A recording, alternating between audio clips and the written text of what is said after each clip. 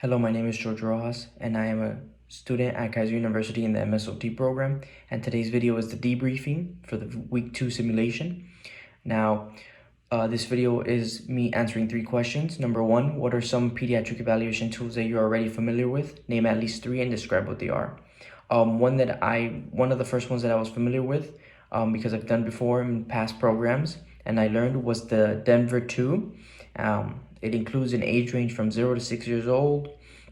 It's a very simple screening tool for children at risk of developmental deficits, and it includes personal, social, fine motor, language, gross motor, and it takes only about 20 to 30 minutes to learn, and it's and to administer.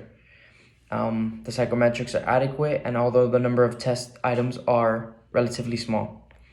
Another one that I definitely see constantly at work in my profession, in my setting, is the Peabody Developmental Motor Scales. The second edition, the PDMS2. It ranges from 1 month to 6 years. It addresses fine motor and gross motor. This one does take a lot longer to complete, about 60 minutes to complete and administer. It could be also very easy to learn. The scoring could be a little bit difficult to learn. Another one that I've learned and that I see constantly a lot, the most commonly, is the BERI. Another one that I see very common is the BERI, the visual motor test of visual motor integration. I see it very often at my job. It's conducted for populations of 3 to 18 years old. It's a copy test, meaning they have to either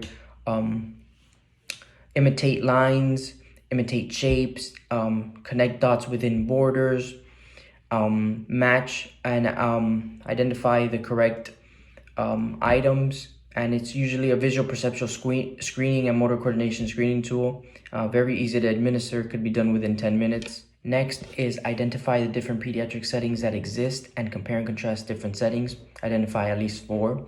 One that comes to my mind is the PPECs. It's for usually in the PPEC you see medically compromised children, so it's very complex diagnoses, and on staff you usually there's a nurse, a physician, OT, PT, speech. There's also outpatient private clinics, which is usually where my experience is at, and you have speech, OT, PT, front desk staff, and you collaborate mostly with the parent. Then you have school-based therapists that work closer with the teachers and work with an IEP, developing an IEP for the child. Then you also have the NICU for pediatrics, whereas all premature infants, and that usually are there from whenever they are born prematurely until they reach that age of maturity where they could be discharged if they don't need further services. And then question number 3, identify at least 2 different assessments that would be appropriate to use in all your practice settings mentioned.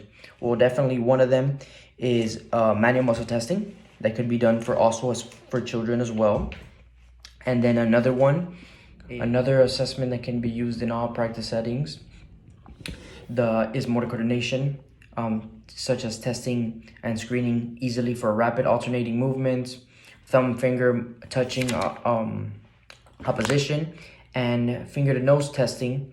So it's a quick way to do a screening to note the accuracy and smoothness of the child's movements. Thank you.